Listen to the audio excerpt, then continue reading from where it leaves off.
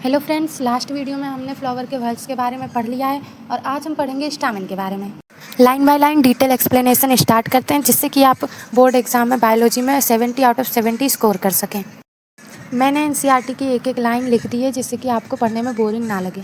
देखिए, first line में figure 2.2a shows the से लेकर third line cold the anther तक मैंने लिख दिया है।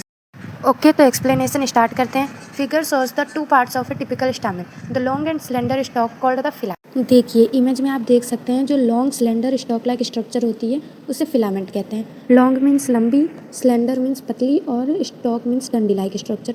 Long slender stock like structure जो होती है उसे फिलामेंट कहते हैं। And the terminal generally bilobed structure called the anther. Stamen के टर्मिनल ऊपर वाले या फिर एंड वाले पार्ट को एंथर कहते हैं। स्टामेन के टर्मिनल मीन्स एंड या ऊपर वाला पार्ट। स्टामेन के टर्मिनल पार्ट को एंथर कहते हैं, जिसमें पोलन ग्रेन्स मेल गैमेट बनते हैं। अब समझिए एंथर को बाइलोब्ड स्ट्रक्चर क्यों कहते हैं। बिकॉज एंथर में दो लॉब्स होते हैं। देखिए, इस पूरे पार्ट को एक लॉब कहते हैं और इस दूसरे वाले पार्ट को एक लॉब कहते हैं। तो दोनों मिलाकर कितने लॉब हुए? दो लॉब, और दो लॉब को बाइलोब्ड स्ट्रक्चर कहते हैं। आप लोगों के दिमाग में चल रहा होगा कि मैं डाइथिकस का मतलब भी बताऊं, लेकिन अभी मैं डाइथिकस का मतलब नहीं बता सकती हूँ। वो मैं नेक्स्ट वीडियो में बताऊंगी, क्योंकि मैं लाइन बाय लाइन समझा रही हूँ और अगर मैं ऐसा करूँगी तो आप लोगों के दिमाग में कन्फ्यूजन क्रिएट हो सकता है। Next paragraph is the proximal end of the filament is attached to the thalamus और the petal of the flower. चलिए इसे इमेज के थ्रू ये फ्लावर का लॉन्गिट्यूडनल सेक्शन है। The proximal end of the filament is attached to the thalamus और the petal of the flower. Proximal end मतलब नीचे वाला पार्ट। फिलामेंट के नीचे वाला पार्ट बेसल पार्ट या फिर थैलेमस से अटैच होगा या फिर पेटल से।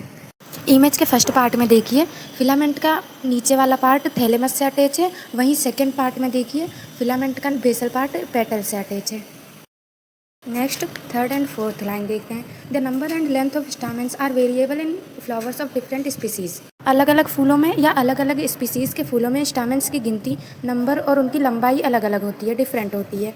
If you were to collect stamen each from 10 flowers, each from different species, and arrange them on a slide, you would be able to appreciate the large variation in size seen in nature. अगर आप 10 अलग अलग species के फूलों से एक एक stamen लेकर उन्हें स्लाइड पर अरेंज करोगे तो आपको प्रकृति में साइज़ का बड़ा अंतर देखने, जैसे 10 डिफरेंट स्पीसीज़ के फ्लावर जैसे rose, sunflower, tulip, daisy, marigold, lily, lotus, hibiscus, इन सभी को अगर स्लाइड पर अरेंज करोगे तो आपको नेचर में इनके साइज़ में बहुत बड़ा डिफरेंस देखने को मिलेगा।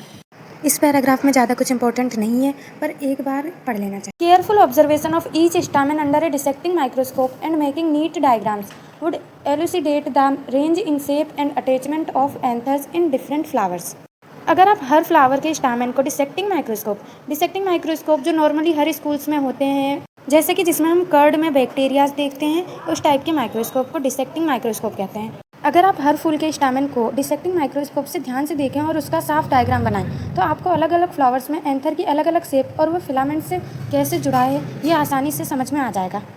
इस पार्ट में ध्यान देने वाली लाइन है कि एंथर बाइलोब्ड स्ट्रक्चर का होता है। वीडियो थोड़ी भी हेल्पफुल लगी हो तो प्लीज़ चैनल को सब्सक्राइब कर दीजिए।